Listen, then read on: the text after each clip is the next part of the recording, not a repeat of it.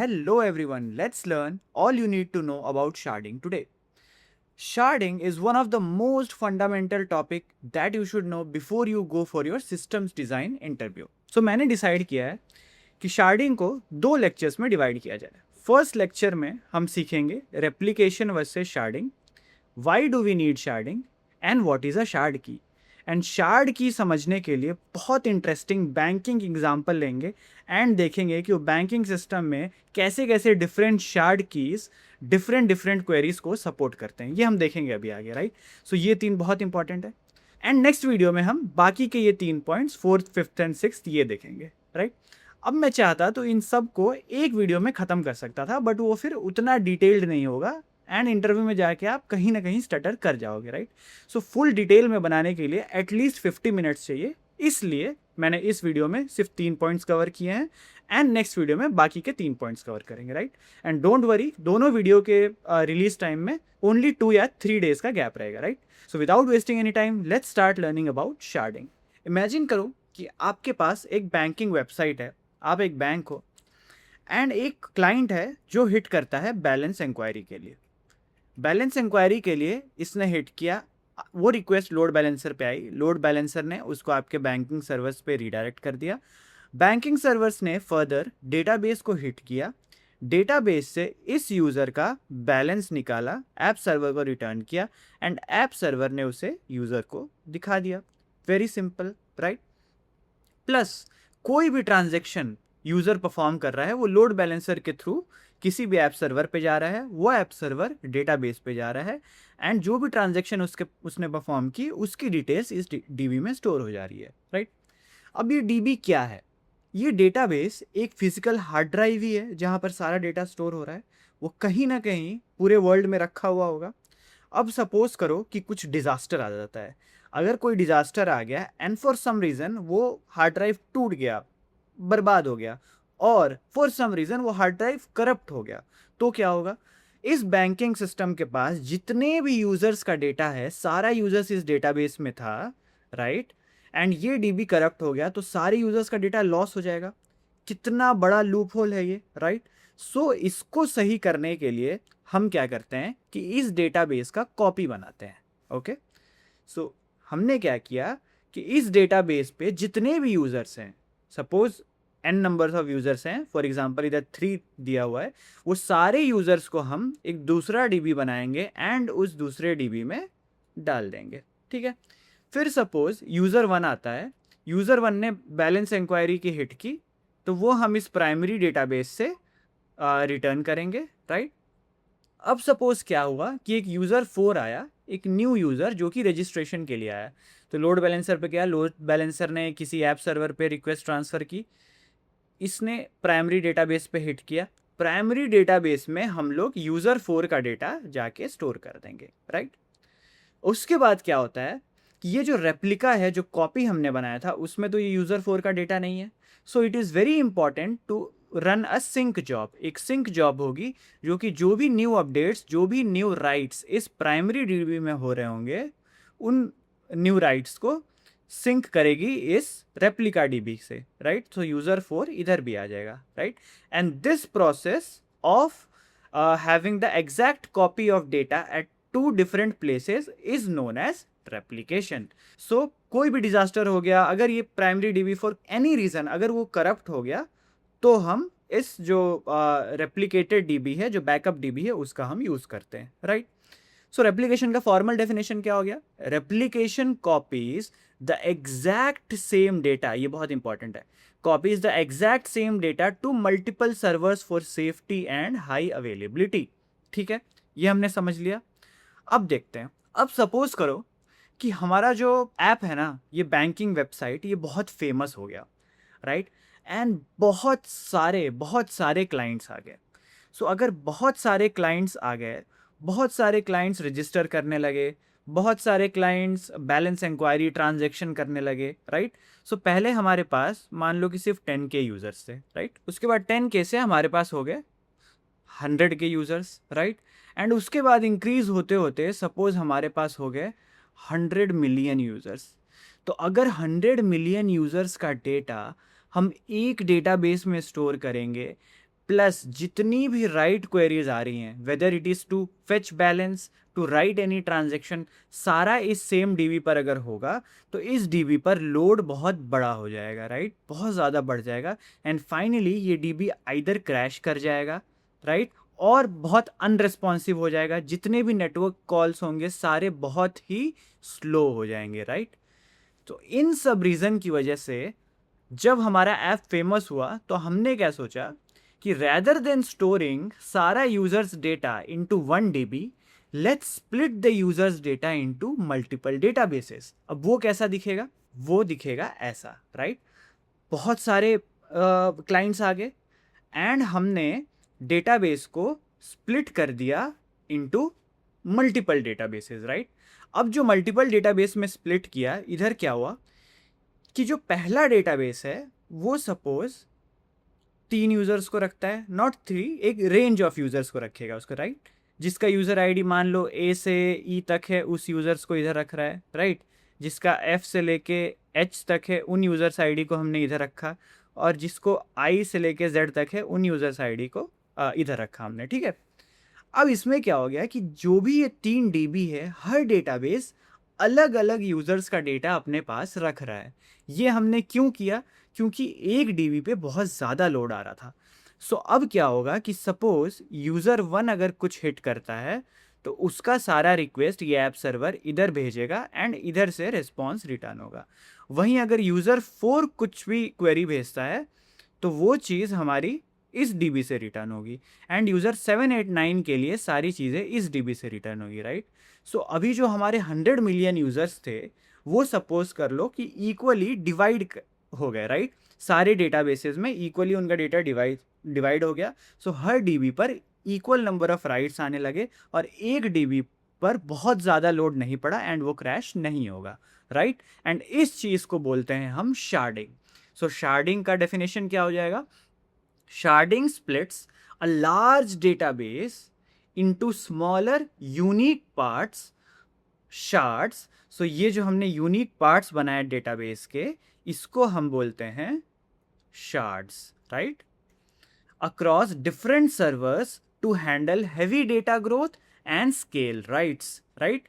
तो हमारी राइट्स भी स्केल हो गई एंड हैवी डेटा ग्रोथ जो है वो मल्टीपल डीबीज में डेटा स्प्लिट करने से सॉल्व हो गया, राइट। एंड इस जो मल्टीपल हमने स्प्लिट किया उन डीबीज को हम बोलते हैं शार्ड्स, राइट। अब रेप्लिकेशन में क्या था? रेप्लिकेशन में यूजर 1 का डेटा इस डीबी पर भी था एंड रेप्लिका कॉपी वाले डीबी पर भी था, लेकिन शार्डिंग में यूजर 1 का डेटा अगर पहले डीबी पर है तो वो यूजर 1 का डेटा दूसरे डीबी में नहीं रहेगा, राइट। सो ये हो गया difference between replication and sharding, right.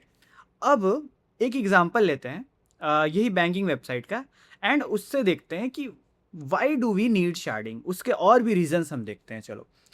तो पहला रीज़न है स्टोरेज लिमिट्स, राइट। सो उस बैंकिंग वेबसाइट में बहुत फेमस हो गया एंड बहुत सारे क्लाइंट्स आने लगे, तो उन सबका डेटा 500 मिलियन अगर यूज़र्स हो गए तो सबका डेटा एक डीबी पर तो स्टोर नहीं कर सकते, एक डीबी पर बहुत लोड आ जाएगा। तो स्टोरेज लिमिट है एक डेटाबेस की, राइट। सो इसकी वजह से हमें शार्ड करना पड़ा, ये हो गया पहला रीज़न। सेकेंड रीज़न क्या था? सारे बैलेंस इंक्वायरी, सारे ट्रांजेक्शन सब एक ही डेटाबेस पे आ रहा था and there was a chance कि ये डेटाबेस क्रैश कर जाए, नेटवर्क स्लो हो जाए, इसलिए जो राइट थ्रूपुट था उसको इस डेटाबेस पे कम करने के लिए हमने शार्डिंग किया। अब third is vertical scaling is expensive. अगर हम चाहते तो एक डेटाबेस पे बढ़ाते जाते, रैम बढ़ा दो, स्टोरेज बढ़ा दो, फिर रैम बढ़ा दो, स्टोरेज बढ़ा दो, लेकिन आफ्टर अ सर्टेन टाइम एक मशीन इतनी चीज़ें हैंडल नहीं कर सकता, राइट। अगर 128 GB रैम से 256 GB रैम तक लेके जाना है तो दैट इज़ वेरी एक्सपेंसिव। इससे बेटर होता है कि तुम दूसरा मशीन खरीद लो, राइट। जब ये बहुत लार्ज हाई स्केल पर होता है तो वर्टिकल स्केलिंग बहुत एक्सपेंसिव हो जाता है, एंड वर्टिकल स्केलिंग के लिए डिवाइस की एक सर्टेन लिमिट भी होती है, तो हम बहुत ज़्यादा लेवल तक वर्टिकल स्केल नहीं कर सकते, तो इसलिए भी हमें शार्डिंग करनी पड़ी। अब फोर्थ पॉइंट देखते हैं, बहुत इंपॉर्टेंट है, वर्किंग सेट साइज। अब देखना, ये एक एग्जांपल से समझते हैं सब। तो हमने तो ये देख ही लिया कि हमारी जो बैंकिंग वेबसाइट थी वो बहुत फेमस हो गई है, ठीक है। तो मान लो कि फेमस होने के बाद हमारे पास 500 मिलियन यूज़र्स हो गए, राइट। सारे यूजर्स का डेटा जो हमने स्टोर किया है वो अराउंड 8 टेराबाइट्स के आसपास है, राइट। अब इस 8 टेराबाइट्स में उसके लास्ट 30 डेज के ट्रांजैक्शन, लास्ट 5 ईयर्स के, लास्ट 10 ईयर्स के सारे ट्रांजैक्शन स्टोर्ड हैं, राइट। प्लस यूजर का सारा डेटा है एंड अकाउंट बैलेंस है, एवरीथिंग है इस 8 टीबी में। सो अब देखते हैं कि किस किस टाइप के क्वेरीज हमारे इस बैंकिंग वेबसाइट पे आ सकती है। तो एक क्वेरीज जो आ सकता है वो है लास्ट 30 डेज के ट्रांजेक्शन सारे कस्टमर के मुझे दिखाओ।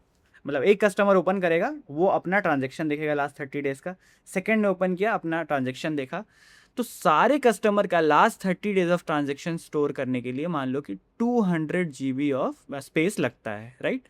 एंड ये सारे यूजर्स कॉन्स्टेंटली चेक करते रहते हैं, right. Balance check, balance enquiry, last 30 days transaction, ये सब। सेकेंड टाइप हो सकता है current account balance, right. So हर यूज़र का अकाउंट बैलेंस स्टोर करने के लिए सपोज कि हमें 40 GB लगता है for all the 500 million users collectively, हमें 40 GB का डेटा लगा, राइट। सो ये क्या होता है, जब भी लॉगिन होता है तो हम उसको सबसे पहले दिखाते हैं कि तुम्हारा करेंट बैलेंस इतना है, right. So this is extremely hot, यानी बहुत ही फ्रीक्वेंटली ये डेटा एक्सेस होता है। जब लॉगिन करेंगे तब उस यूज़र को उसका करेंट बैलेंस दिखना चाहिए। लेकिन जो भी ट्रांजेक्शन है जो भी ओल्डर देन 1 ईयर है वो 7 टेराबाइट्स के हो गए हैं, राइट। 10-10 साल के डेटा रखे हुए हैं एंड ये डेटा रेयरली एक्सेस्ड होते हैं। अब फॉर एग्जांपल आप किसी भी बैंकिंग वेबसाइट पे लॉगिन अगर करते हो, लॉगिन करने के बाद अगर आप देखते हो कि मुझे मिनी स्टेटमेंट दिखाओ, तो मिनी स्टेटमेंट वो इंस्टेंटली दिखा देता है। लेकिन अगर आप बोलते हो कि मुझे 1 साल का या 2 साल का पूरा ट्रांजेक्शन देखना है, तो वो बोलता है कि ठीक है, wait for some time, we will mail it, है ना। अलग से मेल कर देते हैं उसको, या फिर PDF डाउनलोड हो जाता है। क्यों? क्योंकि वो चीज़ बहुत रेयरली एक्सेस करते हैं कस्टमर्स, राइट। इसलिए उसे कोल्ड डेटा बोलते हैं, हॉट डेटा नहीं बोलते हैं, है ना। तो हमारा जो हॉट डेटा है वो कितने GB का हो गया, एक तो लास्ट 30 डेज का ट्रांजेक्शन और ये करेंट अकाउंट, जो कि मिला के 240 GB हो गया, राइट। और अप्रॉक्सीमेटली 7 TB का जो स्टोरेज है वो हमारा कोल्ड डेटा हो गया। अब मान लो कि अगर मेरे पास एक डेटाबेस सर्वर होता, उस डेटाबेस सर्वर का 8 TB साइज होता, सो सारे 500 मिलियन यूजर्स का डेटा, ट्रांजेक्शन का डेटा सब इधर होता, राइट। एंड इस डेटाबेस सर्वर का 128 GB रैम होता, ठीक है। अब हॉट डेटा कितने GB का है, 240 GB का, राइट। क्या ये 240 GB इस 128 GB रैम में आ सकता है? नहीं आ सकता, राइट। नहीं आ पाएगा। इसका मतलब कि हमारे काफ़ी क्वेरीज होंगे जो कि स्लो हो जाएंगे, क्योंकि जो रिसेंटली एक्सेस जो हॉट क्वेरीज है, हॉट डेटा है, उसको हम रैम में नहीं स्टोर कर पा रहे। फिर क्या हुआ कि एक सिस्टम इंजीनियर आया, उसने इस डेटाबेस सर्वर को 4 शार्ड्स में डिवाइड कर दिया, right. Shard 1, shard 2, shard 3 and shard 4। सारे शार्ड को 2-2 TB का डेटा दे दिया, इक्वली डिवाइड कर दिया, राइट। एंड इन सब डेटाबेस सर्वर के पास 128 GB का रैम है। सो अगर मैं इस 240 को 4 से डिवाइड करूं तो क्या आता है, इधर around 60 GB of hot data आया, same 60 GB of hot data इधर, इधर एंड इधर, राइट। सो 128 GB रैम में 60 GB ऑफ हॉट डेटा बहुत ईजिली स्टोर हो सकता है। सो जो हमारा वर्किंग सेट है जो बहुत ही फ्रीक्वेंटली एक्सेस होता है, उसको हमने शार्ड की मदद से, शार्ड करने के बाद वो सारा वर्किंग सेट हमारा रैम पर आ सकता है। तो जितनी भी हमारे फ्रीक्वेंटली एक्सेस्ड क्वेरीज हैं, जैसे कि ये दोनों, इन सब का रिजल्ट बहुत ही जल्दी दिखेगा यूज़र को, right. So this is also one of the reason why we use sharding to for the working set size, to reduce our working set size. And fifth जो हमारा एप्लीकेशन है वो है आइसोलेशन। आइसोलेशन कैसे, कि अगर हमारा एक डेटाबेस है, ये डेटाबेस फॉर सम रीज़न अगर डाउन चला गया, ये अगर डाउन चलेगा तो मेरे जितने भी यूज़र्स हैं वो सारे यूज़र्स डाउन टाइम फेस करेंगे, राइट। लेकिन सपोज शार्डिंग में अगर इन सब में से कोई एक डेटाबेस डाउन हो गया, सो अगर कोई एक डेटाबेस डाउन हो गया, ये यूज़र्स नहीं एक्सेस कर पाएंगे, बट स्टिल जो रिमेनिंग यूज़र्स हैं जिनका डेटा दूसरे DB पर स्टोर था, वो यूज़र्स के लिए अभी भी वेबसाइट प्रॉपरली वर्क करेगी, हमारा सिस्टम चलेगा, राइट। सो नेक्स्ट रीज़न हमारा क्या हो गया, आइसोलेशन, राइट। सो अब हमें पता चल गया why do we need sharding, right. अब हम देखते हैं शार्ड की, राइट। सो शार्ड की को हम समझने के लिए वापस अपने बैंकिंग वेबसाइट का एग्जांपल ले लेते हैं और मान लेते हैं हमने एनालिसिस किया और देखा कि हमारे वेबसाइट पे दीज टाइप ऑफ क्वेरीज बहुत ज़्यादा आते हैं. First type of queries is balance inquiry. हर यूज़र बैलेंस इंक्वायरी करता है, right. For some reason fetch transaction history. सारे यूजर्स ट्रांजेक्शन हिस्ट्री फेच करते हैं. बहुत सारे ट्रांसफर्स होते हैं, सो एक न्यू ट्रांजेक्शन बनते रहता है. एंड फॉर सम रीज़न कहीं तो कॉर्पोरेट लॉगिन में fetch all users of a particular city, ये वाली क्वेरी बहुत चलती है. अब क्या हुआ कि दो टाइप के सिस्टम डिज़ाइनर आए. एक सिस्टम डिज़ाइनर ने सिटी आईडी के बेसिस पे शार्ड किया एंड एक सिस्टम डिज़ाइनर ने यूज़र आईडी के बेसिस पे शार्ड किया. जब मैं बोलता हूँ कि सिटी आईडी के बेसिस पे शार्ड किया, इसका मतलब ये हुआ कि हर सिटी का डेटा, ये मेरे शार्ड्स हैं, शार्ड 2 एंड शार्ड n. सो एक शार्ड पर एक सिटी का डेटा रहेगा. फॉर एग्जाम्पल इस शार्ड में अगर दिल्ली का डेटा है तो जो भी यूज़र्स जो कि दिल्ली में हैं उनका डेटा इधर स्टोर होगा. मुंबई वाले सारे यूज़र्स का डेटा इधर स्टोर होगा, राइट. सो ऐसे ऐसे करके हमारे सारे शार्ड्स में सिटी वाइज डेटा स्टोर्ड है, राइट. इस डेटा पे स्टोर होगा कि इस पर्टिकुलर सिटी में कौन से ट्रांजेक्शन हुए हैं, वो भी डेटा इधर स्टोर होगा, right. Everything users data plus transaction data, right. अब क्या हुआ, अब देखते हैं एक एक क्वेरी. अब जो बैलेंस इंक्वायरी की क्वेरी है, मान लो कि एक हमारा यूज़र है, यूज़र 1. इसने बोला कि मेरे को बैलेंस दिखाओ. यूज़र 1 हमने देखा कि ये रहता है दिल्ली में, राइट. यूज़र 1 दिल्ली में रहता है एंड दिल्ली का सारा डेटा कहाँ स्टोर्ड है, शार्ड 1 में. सो हम डायरेक्टली शार्ड 1 में जाएंगे, शार्ड 1 से यूज़र का बैलेंस लेके आएंगे एंड वो बैलेंस उसको दिखा देंगे. सो जो फर्स्ट क्वेरी है वो काफ़ी जल्दी एग्जीक्यूट हो जाएगी अगर हम सिटी आईडी के बेसिस पे शार्ड करते हैं, राइट. सेकंड क्या हो गया, सेकंड हो गया फेच ट्रांजैक्शन हिस्ट्री. अब एक यूज़र है जो दिल्ली में उसका होम टाउन है, ठीक है, लेकिन वो घूमने गया मुंबई में जाके उसने एक ट्रांजैक्शन किया, राइट. सो मुंबई वाले जो डेटाबेस है इधर स्टोर हो जाएगा वो ट्रांजैक्शन. फिर उसके बाद वो कोची गया, कोची में जाके उसने ट्रांजैक्शन किया. सो कोची का कुछ एक शार्ड होगा, उधर जाके वो ट्रांजैक्शन स्टोर हो गया, राइट.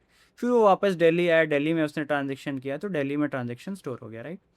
सो जब हम एक पर्टिकुलर यूज़र के लिए उसका ट्रांजैक्शन हिस्ट्री फेच करेंगे तो हमें नहीं पता है कि वो किस किस सिटी में गया है. सो हमें हर शार्ड के पास जाना पड़ेगा एंड पूछना पड़ेगा क्या आपके पास इस यूज़र का ट्रांजैक्शन है कि नहीं. अगर है तो मुझे रिटर्न करो. फिर उसको मैं एग्रीगेट करूँगा एंड देन उसको ट्रांजैक्शन हिस्ट्री दिखाऊंगा. तो इधर मुझे n शार्ड्स के पास जाना पड़ रहा है, एक शार्ड या दो शार्ड से काम नहीं चल रहा है एंड देयरफॉर ये क्वेरी बहुत ही स्लो होगी, राइट. अब देखते हैं क्रिएट अ न्यू ट्रांजैक्शन. अगर यूज़र एक ट्रांजैक्शन क्रिएट कर रहा है सो एक एट मैक्स वो ट्रांजैक्शन कितने शार्ड्स पे स्टोर होगा, दो शार्ड पे, राइट. वो जिस सिटी में है उस शार्ड का एंड जिस सिटी में दूसरा बंदा है जिसको वो पैसा भेज रहा है उस शार्ड का, राइट. सो सपोज वो दिल्ली से मुंबई पैसा भेज रहा है तो दिल्ली में एक ट्रांजैक्शन स्टोर होगा एंड इधर एक ट्रांजैक्शन स्टोर होगा, right. So create a new transaction भी, ये क्वेरी भी दो डिफाइंड शार्ड्स में जाके राइट करेंगी एंड देयरफॉर ये क्वेरी भी बहुत फास्ट होगी. फोर्थ क्वेरी देखते हैं हम, fetch all users of a particular city. किसी भी सिटी के सारे यूजर्स निकालने हैं तो हमें पता है ऑलरेडी कि कौन सा सिटी किस शार्ड को बिलोंग कर रहा है. हम उधर जाएंगे और सारे यूजर्स उसके निकाल देंगे, राइट. सो ये क्वेरी भी सिर्फ एक शार्ड के पास हम जाएंगे और हमको आंसर मिल जाएगा, राइट. अब जो दूसरा सिस्टम डिज़ाइनर था जिसने यूज़र आईडी के बेसिस पे शार्ड क्रिएट किए थे वो देखते हैं, राइट. तो उसने क्रिएट किया था shard 1, shard 2 and so and shard n user ID के बेसिस पे. सो अगर मुझे बैलेंस इंक्वायरी चाहिए तो मैं क्या करूँगा, अगर कोई यूज़र बैलेंस इंक्वायरी रिक्वेस्ट कर रहा है तो मुझे पता है कि वो यूज़र आईडी किस शार्ड में प्रेजेंट है. मैं जाऊँगा उस यूज़र आईडी को फेच करूँगा एंड उस यूज़र आईडी का बैलेंस दिखा दूंगा, राइट. वेरी सिंपल, सिर्फ एक शार्ड में इसका काम चल गया. अब सेकंड देखते हैं, फेच ट्रांजैक्शन हिस्ट्री. अब एक यूज़र के सारे ट्रांजैक्शन एक ही शार्ड पे तो स्टोर्ड है, राइट. सो ट्रांजैक्शन हिस्ट्री भी मेरा बहुत जल्दी फेच हो जाएगा. This is also correct. Third is create a new transaction. A transaction will happen between two users, right. So two users यानी एट मैक्स टू शार्ड्स होंगे जो कि for creating a new transaction जिसमें writes होगा and therefore ये भी query बहुत fast होगी. फोर्थ वन देखते हैं, fetch all users of a particular city. So for example हमें दिल्ली में कितने यूज़र्स हैं सबका लिस्ट निकालना है। अब कुछ दिल्ली के यूज़र्स इधर भी हो सकते हैं, कुछ इधर भी हो सकते हैं, कुछ इधर भी हो सकते हैं, राइट। हमें नहीं पता कि एक सिटी के सारे यूज़र्स एक शार्ड में है कि नहीं। So we will have to go to n shards and then fetch all the users who are from Delhi from each and every shard, aggregate it and then show it.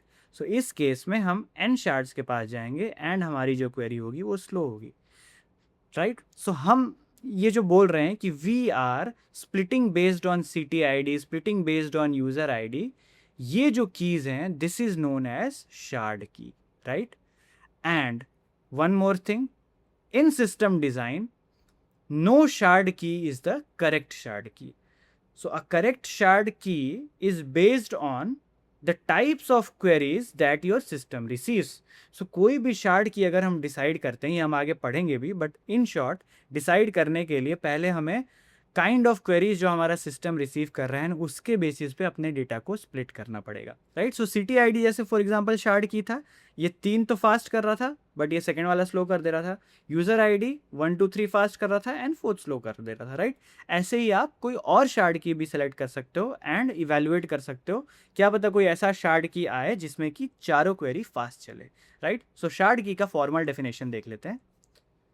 A shard key is a single field or a combination of fields in a database table or collection that a distributed database system uses to determine how rows or documents are split and distributed across multiple physical servers or partitions, right? So this is the formal definition of shard key. As promised, इस video में 3 चीज़ें सीख ली। पहली चीज़ क्या सीखी? Difference between replication and sharding. Second सीखा what is sharding, and third सीखा with an example what is a shard key, right. I hope you like this video. Please like, share and subscribe and stay tuned for part 2 of this video. Until the next video, stay safe, stay healthy. Bye bye.